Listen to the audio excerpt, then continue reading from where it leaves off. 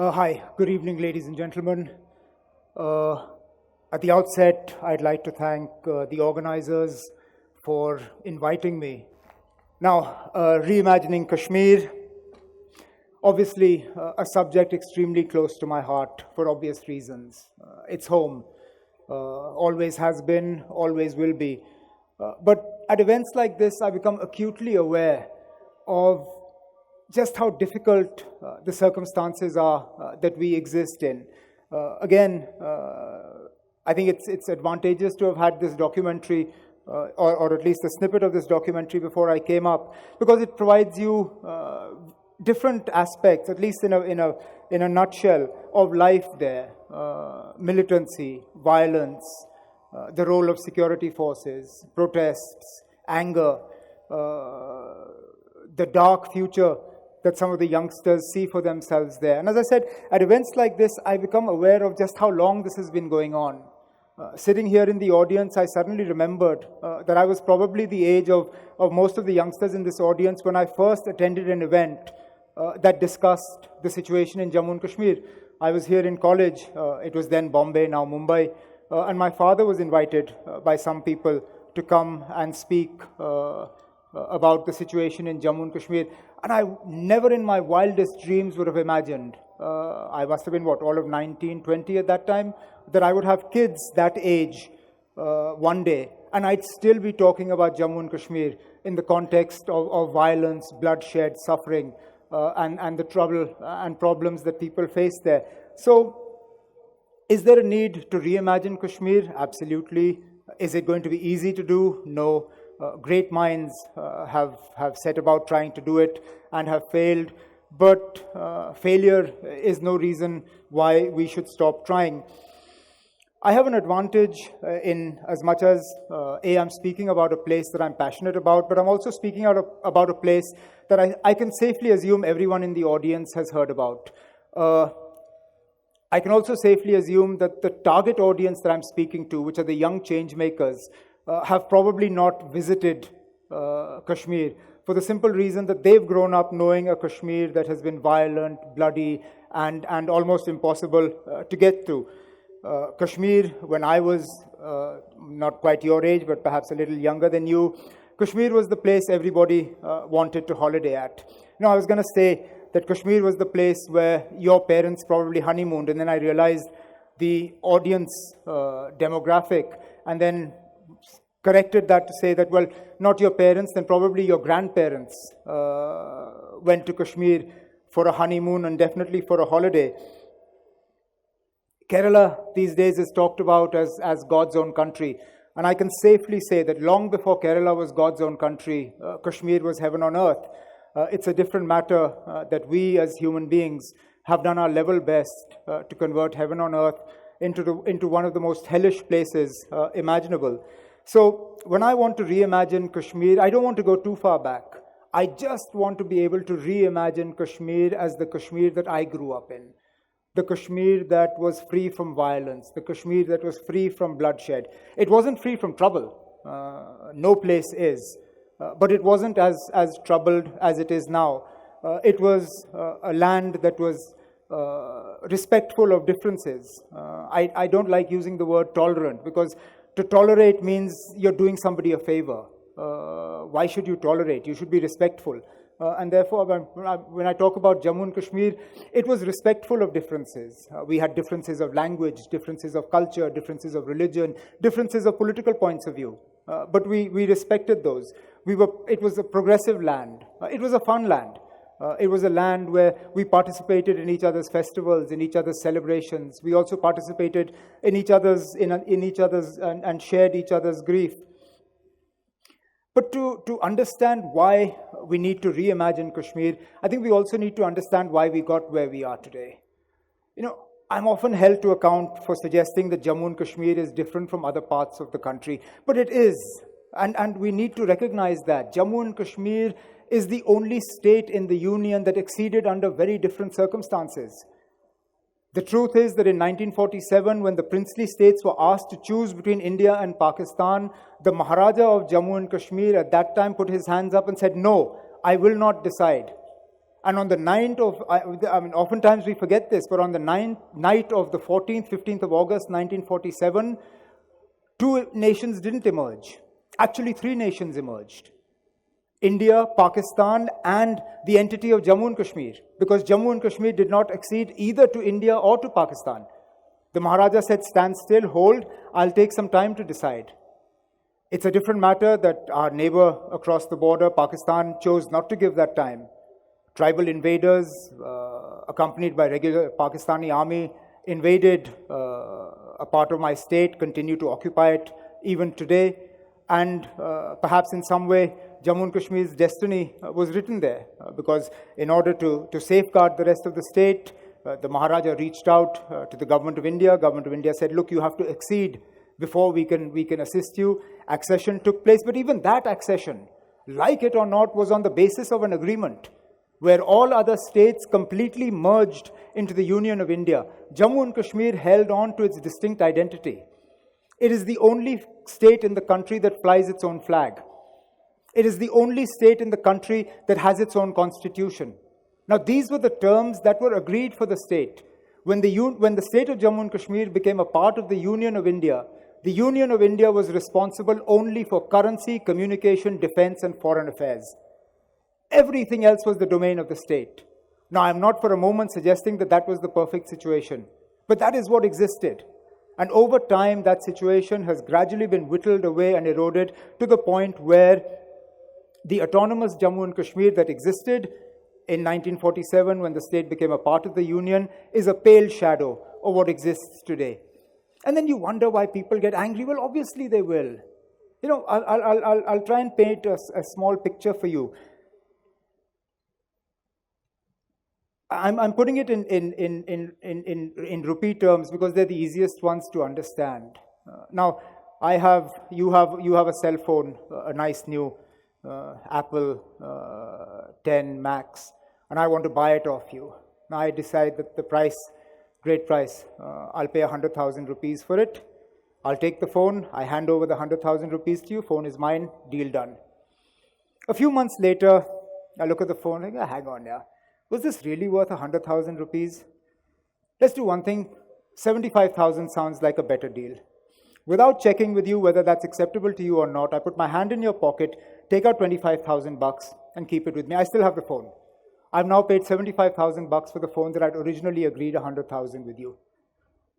A little later, Apple comes out with a new model. Suddenly, this phone doesn't look as attractive, and I decide, well, hang on, even 75,000 seems a lot. Let's do one thing. I think 50,000 is reasonable. Again, without checking with you, I reach into your pocket, take out another 25,000 bucks. 50,000 is now what you've paid me for the phone, and I still hold the phone with me. I do the same thing a few months later, another 25,000 gone. In effect, a phone that I had agreed to buy from you for 100,000 rupees has now cost me 25,000 bucks. I still have the phone, but you're 75,000 poorer from the original deal, and you have no recourse to complaint. You have no courts you can go to, you have no doors you can knock on. There is nothing you can do about it except grumble. So you'll grumble, but to hell with it, I have the phone, owner's right, and that's it. You know, in a very, I mean, these are very simplistic terms, but in a nutshell, pretty much that's what happened with the state of Jammu and Kashmir. The state acceded to the Union of India, saying that currency, communication, defense, and foreign affairs would be the domain of the center. Everything else would rest with the state. And then without checking with the people whether this was all right, you took some of those powers away. You said, hang on, accession will not change. You can't go anywhere. That part of the agreement will not change. But we will take away those powers, keep taking away, and you have no right to complain. But obviously people will. And that's where you are today. That is where you have tinkered around with popularly elected governments, and I don't want to rattle off dates here because they won't make much sense to any of you. But the truth is that politically, the state of Jammu and Kashmir has been mishandled. Now, in that, I can't lay the blame solely at the center's door. State players, whether it is my party, whether other political parties in the state, we have our own responsibilities as well, which we can't shy away from. I'll be the last person to suggest that we've made no mistakes and all mistakes lie at the door of New Delhi. It's not as if our neighbor across our western frontier has been fair either. Pakistan has time and again fished in troubled waters for no other reason other than the fact that they want to punish us for what happened in 1971, and they can't accept, they continue to believe that trouble in Jammu and Kashmir is part of the unfinished agenda of partition. So Jammu and Kashmir is not an economic problem. It is not about dollars and cents. It's not about rupees. And therefore, if anybody tells you that we can buy our way out of the problem in Jammu and Kashmir, it's not happening. If anybody tells you that we can develop our way out of the problem in Jammu and Kashmir, that's not happening either. Because the problem in Jammu and Kashmir did not arise from an absence of development. It didn't arise from an absence of jobs. Yes, those factors have contributed to the problem, but they aren't the cause for it. The cause of this problem lies in Jammu and Kashmir's troubled politics. So unless we address the problem politically, unless we engage with the state politically, this problem, like it or not, I'm here, as I said, 28, 29 years after I first heard my father talking about Jammu and Kashmir.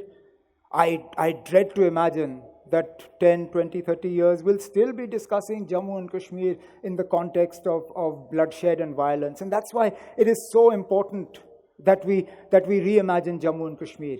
There can be no place for violence, and violence will achieve nothing in Jammu and Kashmir. I think we need to be categorically clear about that.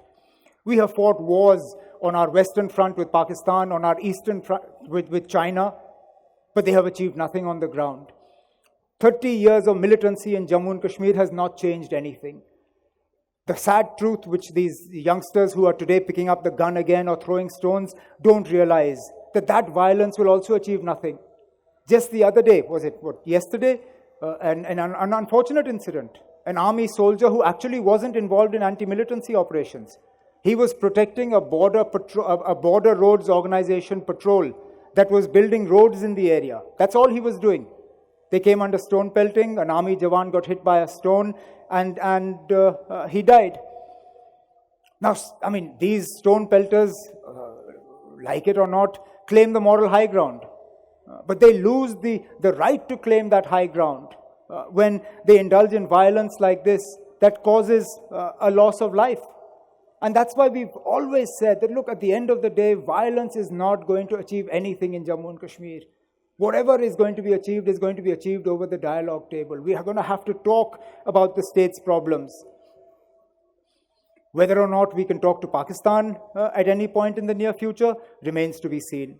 Pakistan's complete inability to recognize our concerns, most notably the absence of any form of justice delivery on the horrible 26/11 attacks. You keep thumbing your nose at our concerns here when the recent decision of the Imran Khan government to set Hafiz Sayyid free. Now, in what way, manner, or thought do you possibly imagine that this will create an environment conducive for dialogue between India and Pakistan? It won't. And so long as this environment that exists is not conducive for dialogue, we will have a problem in our subcontinent that will subsume everybody into that problem. One of the speakers who spoke before me talked about Europe and traveling from country to country. There is a grand vision for something like that in our subcontinent as well. The South Asian Free Trade Agreement, SAFTA. The idea being that you should be able to move from Bangladesh through India, through Nepal, into Pakistan and up to Afghanistan, across the sea into Maldives or Sri Lanka. But the fact is that so long as India and Pakistan aren't able to resolve their relationship, these things will remain a pipe dream. And in all this, it is the people of Jammu and Kashmir, the state of Jammu and Kashmir that suffers. And the entire population gets demonized. Now, there are, at best at the moment, probably, 500-600 militants? Not every Kashmiri youngster is carrying a gun today. Not every Kashmiri youngster is throwing stones today. But if you were to switch on your television at 9 o'clock at night to see the debates, that is all you will see. All Kashmiris are violent, all Kashmiris are anti-national, all Kashmiris are pro-Pakistani, and in this even people like I don't get spared. My party has lost thousands of workers, but it takes no time at all for these TV channels to turn around and say, oh, Omar Abdullah talks about autonomy, he's a Pakistani. Absolutely no time at all in tainting everybody with the same brush. And then you push people to the wall. When you're unwilling to accept an alternate point of view, and that too a point of view that lies within the Constitution of India, this is the problem that you're going to have. So, to reimagine Kashmir, what we need to do is just stand by the words that we have uttered. Stand by the commitments that we have made. Are we not a country strong enough to stand by our words? Again, I'm not going to go as far back as 1947. Let's start with Prime Minister Narasimha Rao. All of us are perhaps old enough to remember that we had a Prime Minister by the name of Narasimha Rao. He very famously, in a television address from Burkina Faso, told the people of Jammu and Kashmir that short of Azadi, sky is the limit. What happened? Prime Minister Atal Bihari Vajpayee, who all of us remember with great affection, said the solution to Jammu and Kashmir must be found within the framework of insaniyat, humanity, jamhuriyat, democracy, and Kashmiriyat. As I said, that spirit of acceptance. And not so long ago, our current Prime Minister Modi, not once but twice in succession on 15th August from the ramparts of the Red Fort, said that Kashmir के मसले के हल के लिए हमें लोगों के दिल जीतने हैं. We have to win their hearts, not through abuse and bullets, but through love and embracing. Now, if we can only put these words into action, if we can only make our leadership accountable to live by the words and their commitments, I don't think it will be difficult for us to reimagine Jammu and Kashmir in a completely different context or a completely different light. But if we're not going to hold our leadership to account, if we're not going to hold our country to account for the words and the commitments that they have made, then unfortunately we will keep talking about reimagining Kashmir. I will keep talking about asking you to come and visit Kashmir for yourself. We will have documentaries made about some of the finer parts of Jammu and Kashmir, but the problem will fester, people will suffer, blood will continue to be spilt, and nothing, unfortunately, will change for the better. So let's hope that my generation perhaps has failed. Hopefully the generation I'm talking to now is the generation that will pick up the gauntlet and make the difference. A very, very famous poet who wrote Sare Jahan Se Achha Hindustan Hamara also said, खुद ही को कर बुलंद इतना कि हर तकदीर से पहले खुदा बंदे से खुद पूछे बता तेरी रज़ा क्या है. Which means that you have the power to shape your own destiny, to the point that when God is writing your future, He will ask you, what should I write?